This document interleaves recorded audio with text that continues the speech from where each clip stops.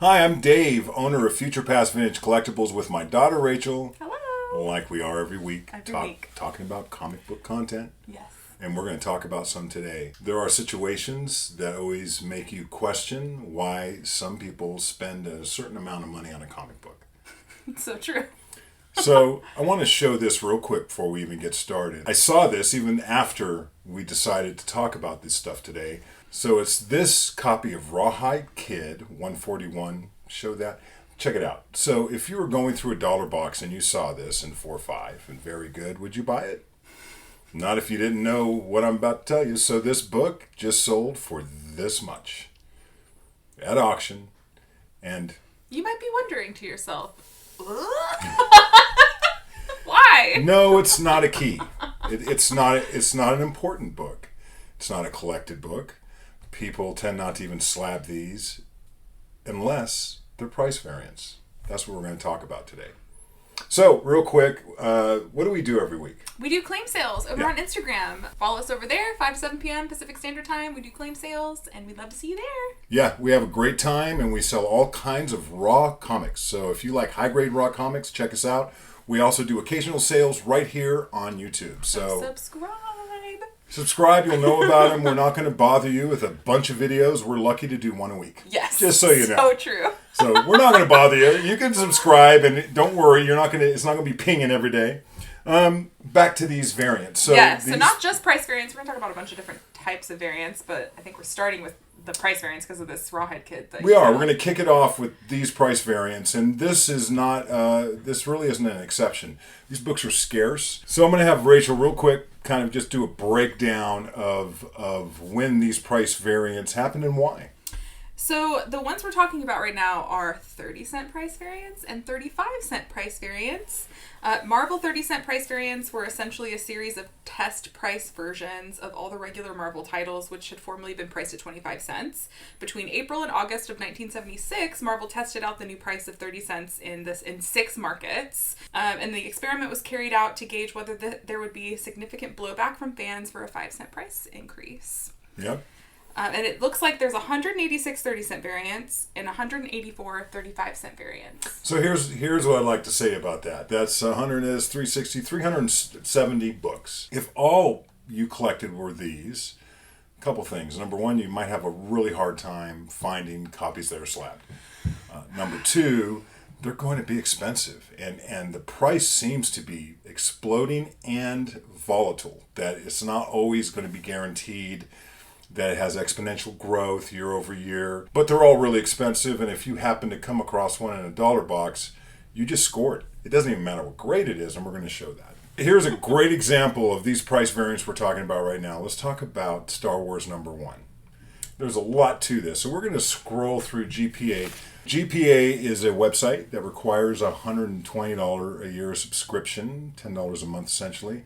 And I think it's invaluable if you're buying slabs, selling slabs, and you want to see a section of the market. It's not all inclusive because nothing is, and nothing has all the sales, but it does track sales by people who have open source sharing with their information on what they sell. So you can glean a lot of great information, and one of the great things about it, since the beginning of slabbing, they have data. So you can go back 10 years, you can go back, as long as till 2003, 2002. That can be really helpful if you're trying to price something, as long as you can look at it and examine it in a way that's useful. It also just automatically connects you to the census, so if you have a CGC account as well, you can also see how many slabbed of whatever book you're looking at exists. So it helps and that's what the census is. The census just tells you everything that's ever been slabbed. So that's kind of geeky information. Just good to know for the information we're going to throw at you right now. Yeah, we're not just going to assume you know all this stuff. So bear with us if we get into explanations about things. A key comic book is a comic book that has some kind of first appearance, some kind of artist, some situation that's happening with that book in that publication that makes it stand out. Iron Man #1 is a great example, 1968. Iron Man has his first issue. There was only one way to get that book. Every one of them had the same cover. Every one of them had the same price. Iron Man #1, if you own a copy, they're all the same. As you go on, there's all these different variants. Today, a new comic book could have a lot of variants that they manufacture, and we'll talk about one real quick just to set the stage. So here's a modern book that 2021 that I just grabbed. I could have grabbed dozens and dozens, maybe hundreds of books that were as extreme as this, but let's talk about Berserker #1. Why don't you throw some numbers out there? Yeah, so I'll throw up all the variant covers on the screen. There are 69 variant. No, there are 69 variant covers of the #1 issue. I can't imagine having 61 variants of Iron Man #1. If you were attempting to collect every cover, I think you'd have a real hard time. One of them, I remember when it came out, was Keanu Reeves signed a very small amount. That came right from the publisher, if I remember correctly. And this story was, I think, co-written by Keanu Reeves. It's his story. It's him. It's been optioned in a couple of different ways, animated and live action. And this was all back then, so it takes years to get movies going. But this is a good example of what modern comics, what the modern comic market is like. But it wasn't like that in the 60s and 70s, and that's really what we specialize in as people who sell comics. Really focused on Bronze Age books, and we're talking about that era. So we're going to talk about a few things now that you've seen what Berserker is that make books different, like the one you bought from the Newsstand, we'll say, just starting there. How could it have been different than what everyone else was buying? Price variance. Newsstands and price variance started the same year. So before there was a UPC code, comic books just had a price on it. And you go up to a cash register, and they didn't have sophisticated cash registers. They punched numbers. You gave them cash. You could like that. You punched a number. One of those old-timey registers. And you gave them currency because you couldn't give them a credit card. What is money? And it could have been a quarter or 50 cents, whatever it was. And they gave you your change, and you left it with your comic book rolled up in your back pocket, or stuck in between the wheels of your bike for a spoke sound. I got excited there. Yeah, anyway, you really did. The UPC code really helped groceries in general. So I remember pre-UPC code, there was a price tag on everything. You'd walk into a 7-Eleven, it'd say 25 cents. You give them your quarter. But as it went into 30 and 35 cents, you started getting UPC codes of a kind. And we can talk about that. Let's talk about Star Wars #1 that came out about that time. Yeah, so it came out in 1977. Marvel Star Wars #1. I'm sure you've seen this cover before. So just to be clear about it, and I have a copy somewhere. Oh yeah, we should have pulled it out. But I'll have a picture of it up anyway, so they'll see. Yeah, I have a #1 9/6 white pages, really nice centered copy. Expensive books. When it came out I think 6 months before the movie. Star Wars has its own universe of comic books. As I'm sure you know. You can collect, you might not. I mean, you might. Maybe not. Yeah, there's so many. You might collect comic books and not really dabble. You don't mess with the Star Wars, but if you did, there are thousands of titles. Overwhelming. Right now, I have no idea how many are on the market today, but I bet you right off the top of my head. No, I bet you off the top of my head there's 30 titles being printed right now. Oh, like modern, like 2023? Some type of Star Wars. Yeah. From IDW children's books all the way to deep dive, one-shots, mini-series, this era, that era. Anyway, Star Wars #1 kicked it off. So there are over 16,000 slab copies of Star Wars #1. That's massive, by the way. Massive. So people kept these. They knew they'd be a collector's item, or at least thought they would. They kept them. They read them. They're in all kinds of conditions. But what's most fascinating is how many variants there were. There was way more than one type. So I'm going to have Rachel kind of talk through. We're going to look at GPA, and we're going to talk about all the different variants, and some of the price variations are astronomical. So why don't you get started? So, I mean, other than the standard cover. Okay, so there's a 30-cent cover. That's the standard cover. There's a 30-cent reprint. So it's a reprint of the 30-cent cover. There's a 35-cent variant. And then there are Whitman variants. There's 2 Whitman variants that are 35 cents. Like I mentioned earlier, there are 6 different markets that did these test prices of 35-cent comics. Typically, if I'm looking for a book and I want to say, what is the highest investment grade? What is the most solid investment grade I can get? Is there a Gem Mint 10.0? Is there a 9.9? In this era, that's nearly impossible. How about a 9.8? How about a 9.8 with white pages? How about a 9.8 Newsstand? Well, in 76, 77, newsstands were not a big deal. Because they were new. They were new. And they were probably annoying. Understand this, that once they put the barcode on there, they took a piece of the art and covered it up. So there's a piece of art, and then they stick something on top of it. There's a piece you can't see. Artists had to kind of move away from that. You don't want a foot down there. Right. So later on, they started putting, instead of the UPC code, they started to put pictures. Spider-Man, most prevalent in Marvel. So if you're going to go for a 9.8, how much today would Star Wars 1 and 9.8 go for? I'll tell you exactly how much a 9.8 recently went for. That is the highest grade, right? Yes, 9.8's the highest graded copy. Could you imagine if there's a 10.0 in that book? I bet that's worth so much money. Okay, a 9.8 sold for this month, August 2023, for $2,994. A 9.8 standard 30-cent cover. Yeah, so, and it's gone up and down. In the comic boom in 2021, it went up because there was a lot of Star Wars hype. So this is not its highest price. If you look on GPA, if you see red arrows, that means the price is going down from its highs. Yeah, the highest was $9,800. That's the highest a 9.8 has sold for. So it's essentially gone down 65%. Yes, the $9,800 one sold in 2022. So it's gone down a lot in the last year. I'm sorry if you happen to buy that book. But let me tell you this. Yeah. So in a regular comic market, you say, well, that's kind of the golden ring. That's the grail of that book. Is it? No. No. So, okay, Star Wars collector, here we go. Do you want the hardest to get Star Wars? Do you want the rarest Star Wars? How about a downright scarce copy of Star Wars? We'll start in the lowest grade we can. So 35-cent price variance, there's 312 graded copies. Lowest graded copy is a 1.5. Highest graded is a 9.6. So let's just do the math on that. So there's 300 out of how many thousand? 16,000? Just off the top of that, 16,300. What percentage is 300 of 16,000? It's around 2% of the market. So 2% of a huge market. We're not talking 2% of 100 books. We're talking 2% of 16,000 books. Makes them downright rare. So let's talk about some prices. So like you said, we're starting at the bottom of GPA. A 1.8 35-cent price variant sold in 2018 for $1,100. That was a while ago. That was before the price jump. And it was before 2020. Yeah. So that's automatically like, a 1.8. And there's only one of them. I was talking to Rachel as we were putting this info together. I'm like, who wants a 1.8 of Star Wars #1? But here's what's interesting. I mean, that book is that rare that it would cost you what today a 9.6 would cost you. Back then.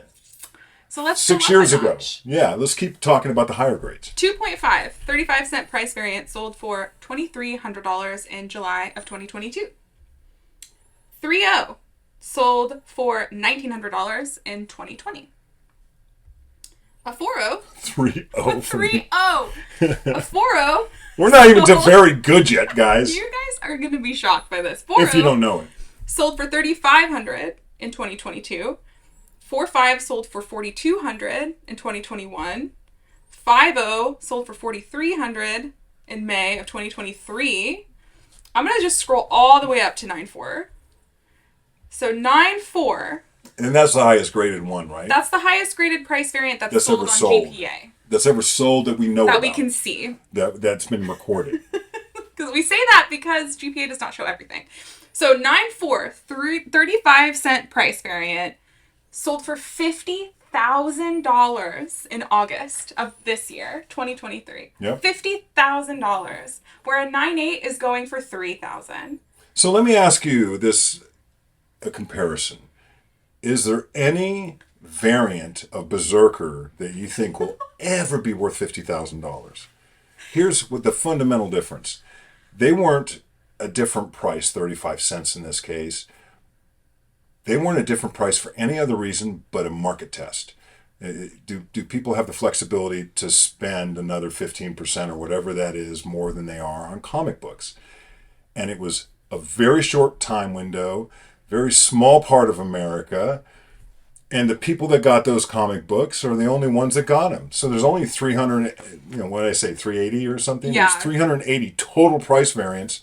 And if you got a Star Wars or some other keys, because other keys are just like this, then you got something special. But when did you know that? When did you know that it was going to be worth this much? That's a great question. I mean, so these have been selling for a long time, but man, the price has just exploded in the market because there's a lot of interest in variants. Hey, that comic book's great, but I don't want a normal copy. I want one that was sold in the test market and maybe there was 100 copies out, whatever. So that's kind of where we're at, is these are really expensive. Back to that Western. Well, I was going to say one more thing. The crazy thing about this is that price, $50,000, is under what the average is for 12 months of that issue. What is the average? The 12-month average for a 9.4 35-cent price variant is $56,000. Yeah. So that's even under what it has sold for. And how many people do you think have looked through dollar boxes because someone had a bunch of funny books that were in horrible shape and someone didn't take the time to go through them? Now they're in a dollar box somewhere and you're breezing through it. Comes Rawhide Kid 141. You look at like, A, I hate Westerns. B, this is low grade. Gil Kane art. Whoop-de-doo. Keep going. I know I do that with like low grade Westerns. I don't think about that. I don't think about it as much as I'm going to in the future. Well, now. Yeah. So this is just one type of variant. There's actually others that really can make a book sought after. I don't think the market for these is huge, but all it takes is one person to be willing to come up with a lot of money for a book because it means something to them. For whatever reason. It means something to them as an investment. It means that something to them that they want all 380 copies of every variant. Whatever the reason someone's collecting something, it means something to them. I get that. Let's talk about some other variants that are similar. Fabulous Furry Freak Brothers number 3. I had a 9.6 of this. It was the highest graded copy, sold at an auction 2 years ago. I picked this up in a big collection I bought. But it was different than this one. This is a Pence copy, which I went, what? Now, I'm here to tell you, I haven't looked it up. It's really high grade, needs a press, but very little color breaks on this. Looked in the indicia, and there's only one date on it. The pence is 40 pence. So this is a 70s price variant, underground comic book. From the UK. And really, in the Freak Brothers, it's the first 3 issues that are most collectible. So yeah, UK price variants. I'd never seen them before until we had this little stack. Yeah. So this is, this series is becoming more and more popular because people are starting to get taste. I mean, people are starting to like... people are starting to like these Kubert covers and all the horror theme. They were 50 cents. Unless you're in England, they were 15 pence. So, yeah, picking up any Pence copies, it really brings a uniqueness to an already popular comic book. We have some of those. So, yeah, Pence copies, Canadian price variants, very popular. And I'm talking specifically about the American comic book that got released in another country, the exact same, except for a price. Because there are other types of comic books from other countries that I'm not including. Okay, I'm not talking about foreign language comics. We'll talk about that in a second. So, yeah, Pence copies are really cool. And I just showed you a couple of examples, but you'll see that people chase after things like that because they want a unique factor that makes the book different. Something like that in high grade can really fetch a high percentage, and a lot of these haven't been graded. In terms of if you look on GPA, you're not going to find a lot of Pence copies. Right.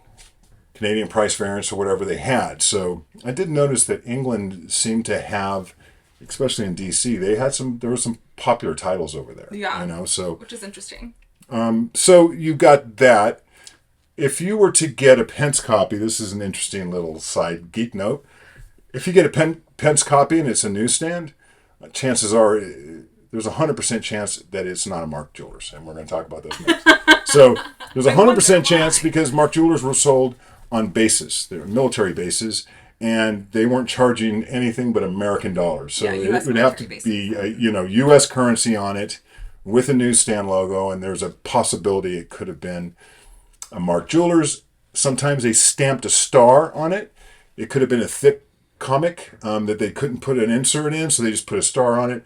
But a lot of times they just designated these books by stamping a star on them. Mark Jewelers. So I want to just talk about Mark Jewelers, and this is just a small stack. We have tons of these, all kinds of different books, early era Mark Jewelers, and they only ran from what years? Mark Jewelers ran from 1972 to 1986. So here's one, a little later, dollar cover price, key book, right? Like I said, it has to be a newsstand to be a Mark Jewelers. And here's the insert for this particular book. The inserts are a little bit different. Some of them actually had a lick and stick on it, where if someone went to press that book and put any moisture on it, it will stick to whatever paper you put it in, or it will stick to the cover. Or if it was in a lot of humidity over time, it just sticks together. Some people tore these out. My brother always said he was tempted to tear out Mark Jewelers inserts because he was in the service. So he has a lot of Mark Jewelers that he bought. But Mark Jeweler inserts have become really, really popular in the last 20 years. And people really chase after them to bring that nuance one more time, that I want a book. And sometimes it can double, triple the value of a book.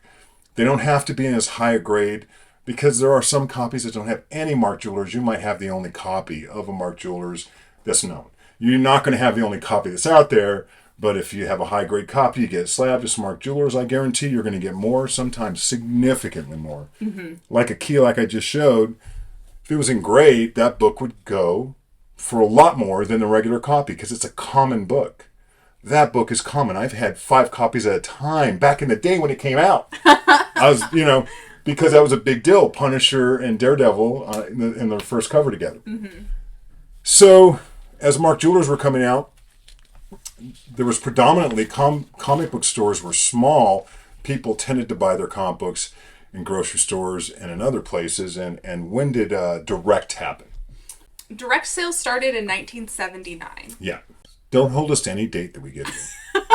This is all what we Googled online, trying to find the data. It's kind of hard to find everything. And I want to make a point. The only reason, hey, we're doing this, you can too. There's nothing here that we have secret information or some archive that you can't get to by a Google search. Yeah. We're also going to link down below every source that we used. There's a couple websites that we went to. We definitely want you to check out these sites and see what we're seeing. And there's a lot of people that put a lot of time and effort, because there's a lot of passion behind these topics, and really they love it, or they wouldn't have done it. We do know it was in the 1970s. Well, I think our dates are tight. They're close. So direct start around 1979, and it was a strike through. At first, it was the UPC Code, and they struck it because they didn't need to scan it. They had a different deal with distributors than grocery stores and such.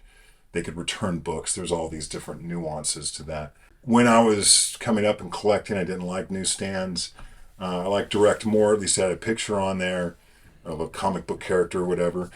But as time went on, after 1985, there was less newsstands than directs, going all the way up to 2013. Yeah, 2013 is when the majority of newsstands are kind of gone now, which is interesting.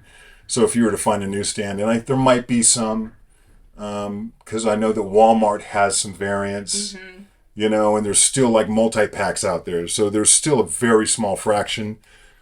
But when it comes to these, if there's 8 covers and one of them's a newsstand, yeah, I think that there's some nuance there and people will collect that.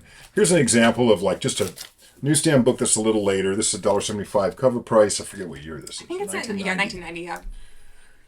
And come on, man, that's a sick cover. Yeah, it's great. It's just, this is a newsstand, and these are harder to find in newsstand. After 1990, it gets harder and harder, and they're highly collectible. Like here's one that has newsstand, and here's one that has direct. So just so you can see the difference, and you had to buy the direct at a comic book store of a kind, whatever, toy store, comic book store, whoever had distribution through whoever was distributing these. And then the newsstand could be at like 7-Eleven or something. Yeah, so newsstands are popular.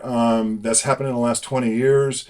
Some people will pay a lot of premium for that, especially in super common books.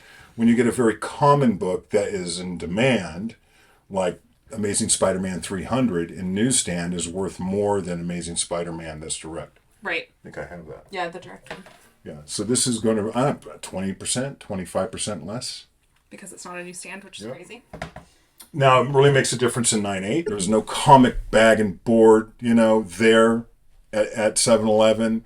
whatever, Right. So it was probably going to be in a lower condition. So in that era, 9/8 are preferable. Once you start getting to lower grades, there might still be people that like the way the newsstand looks, but come on, folks, it wasn't that rare until you get into the deep 90s. There are books that are printed in other languages. I just have a funky example. This is so cool. Yeah, so you're looking at this book. This is a reprint of Spider-Man number 40. This came out in 2000, right? I think this came out in 2000. Yeah, it's a modern. This reprint. Yeah, because it was the first modern paper, it's modern paper. Yeah, so it's in the indicia. It says 2000. So this book's 23 years old, and it's a German reprint of Spider-Man 40. It's 4,95 Deutschmark. I don't even know how much that is. I don't either. But this is cool. I like that. It's a very faithful, reprint of it. Awesome. Looks great on the inside. There are people that really like these, and they just like them because they might love Spider-Man 40. They might have German heritage. Who knows why someone would like a foreign book? I know there are people that want to collect every version of a book. Every version. So they might have the original Spider-Man 40. They might have the reprint in Marvel Tales that was all reprint. They have all these different ways to get reprints, and this is one of them. But when you have a foreign book like this, they'll end up being a different line item on GPA, and there's a lot less of them. So I think some people would really like these to be more valuable than they are. In most cases, they're not. Yeah. Also, you want to talk about Whitman a little bit? Yes. So Whitman Comics started in 1977, from February of 1977. The reprints. Yeah, the Whitman variants. From 1977 to May of 1979, Western Publishing and others began sporadically distributing bag direct edition comics distinguishable from their newsstand counterparts.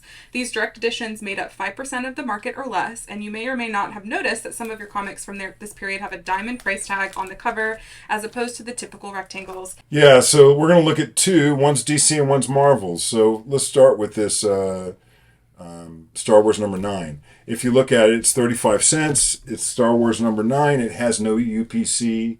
Just a blank spot. And typically right there, it would say Marvel Comics as well. So for instance, this Legion of Superheroes number 258, we'll show it on screen. Whitman variant, 40 cents. There's no number on this book. You have to look in the indicia to find it.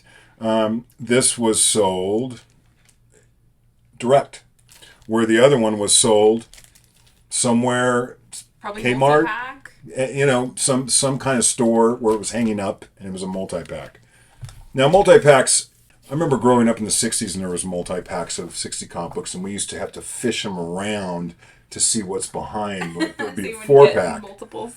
And then some people thought, hey, keep them in the bag, and one day they're going to be worth a lot of money. Problem with keeping those in the bag is over time they get damaged, especially the corners, from hitting the sides with all that weight. I guess if somebody put them in a real stable place, in a dark place without too much pressure, standing straight up, they'd probably be fine. Mm-hmm. But most of the bags I've opened are really hard to find a 9/8, for instance. But I found some really high-grade books like that. So those bags are still out there. I know people that still buy them. They have like a honey pot somewhere they go to and get 100 of them at a time because they were distributed and they didn't all sell. So some people just bought back stock. What these Whitmans were also in multi-packs, but there's still multi-packs going on. I'll tell you multi-packs that got really popular, and it was later on, was DC. So this is all the way in the 2000s. And we can show, I think you have some scans of all these. DC Universe. Yeah, I've got some multi-packs. I opened up some, tons of things like this. So this symbol, the DC Universe symbol, denotes that it was in a multi-pack. Often it was reprinted. Sometimes it was way down the line, third and fourth reprint. Sometimes they weren't. Sometimes they were gold, which meant it was a reprint. So there's all kinds of different ones, and there's lists online that tell you like which ones of these are the rarest. I probably have over 100 of these. I just kind of put them all together. I have some real nice ones. I bought like 60 from a guy earlier in the year. Just put them away. Yeah. So, well, going back to Star Wars number 1, there's 2 Whitman variants of Star Wars number 1, and they are on the CGC or on GPA are separated by multi-pack edition. That's how you identify a Whitman on GPA. So I think all roads lead back to Star Wars 1. Let's talk about the price variations between the same grade for a Whitman variant, a second print, a first print, and a price. So 9.4 is a good example since that's the one that we talked about before. So standard 9.4 sold in August for $528. 35-cent price variant sold for $50,000 in March. Multi-pack edition, which would be the Whitman, sold for $300 in May of 2023, and a reprint sold for $350 in June of 2023. So I would say that it's somewhere like they're worth like half, or a little more than half, if they're a second print or if they're a Whitman, than what a normal copy would sell for. It's the price variant that blows it up. That is the variant of choice. It is the variant of choice. And it can't just be a one-off because there's been multiple sales. Yeah.